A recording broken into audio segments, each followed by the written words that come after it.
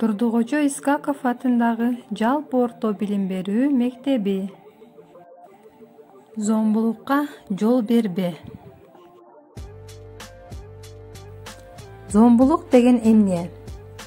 Зомбулук бул адамдын эркинчектөө, анын үстүндө бийликке ээ болуу жана башкаруу максатын көздөгөн системалык түрдө кайталанып туруучу адам эркине каршы физикалык, психологиялык, экономикалык жана сексуалдык мүнөздөгө таасир этүүчү актылар.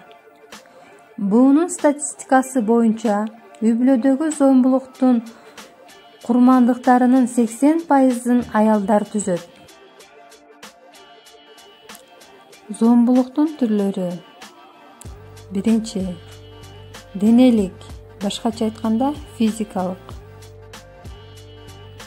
Физикалык зордук зомбулук. Зомбулуктун бул түрүнө баланын өмүрүнө, ден соолугуна терс таасирин тийгизген коркунучтуу жагдайлар кирет. Мисалы, уруп-соккулар, күйгүзүү, балага алкоголдук ичимдиктерди, наркотиктерди, дарыгердин сунуштамасы жок уйку дарыларын берүү, муунту жана сууга чөктүрүү зомбулуктун ушул түрүн толуктайт. Экинчи, психикалык эмоциялык. Психикалык эмоциялык зордук зомбулук. Бул зомбулуктун белгиси ата-энеси баккан адамдар, тарбиячылар тарабынан дайыма же мезгил менен баланын адамдык кадыр-баркына шек келтирүүчү, коркутуп үркүтүүчү сөздөрдү айтуу, күнөөсүз айыптоо, жек көрүүсүн көрсөтүү.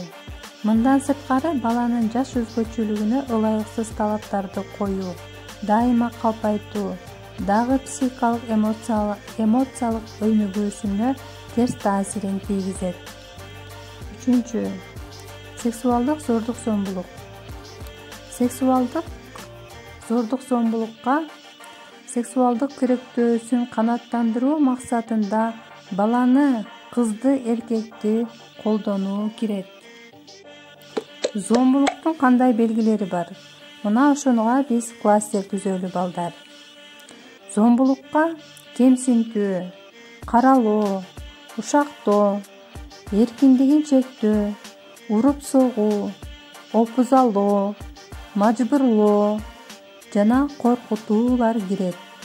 Мына ушуларды көчүрүп жазып кооздоп аласыңар. Балдар, силер кандай кыйынчылыктарга дуушар болбогула жана досторуңардын дагы кыйынчылыгын байкасаңар, дароо жардамга умтулгула. Жана силер жалгыз эмес экениңерди унутпагыла.